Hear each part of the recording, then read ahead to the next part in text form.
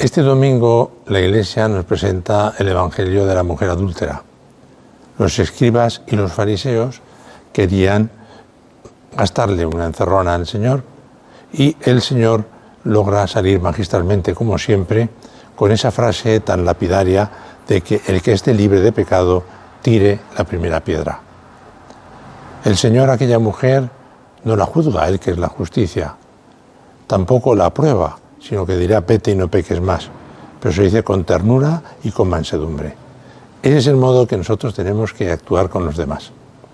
San Bernardo, en el sermón del Cantar de los Cantares, nos dice que cuando viéramos algo malo en alguien, no juzguéis al instante a vuestro prójimo, sino más bien tended a excusarlo en vuestro interior, en nuestro interior.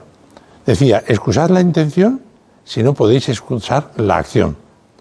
Pensad que lo habrá hecho por ignorancia, o por sorpresa, o por desgracia.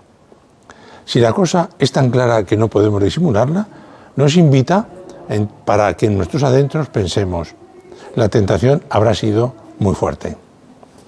Esa ha de ser la actuación nuestra, jugar siempre con mansedumbre y con ternura.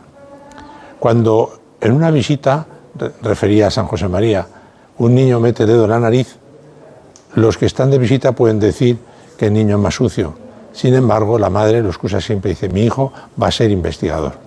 Pues ánimo, que para nosotros todos tienen que ser investigadores, que aprendamos de esa ternura, de esa mansedumbre, de esa misericordia del Señor, para ver siempre el lado positivo de nuestros hermanos, no juzgar y no ser juzgados. Un abrazo muy fuerte y hasta la próxima. Chao.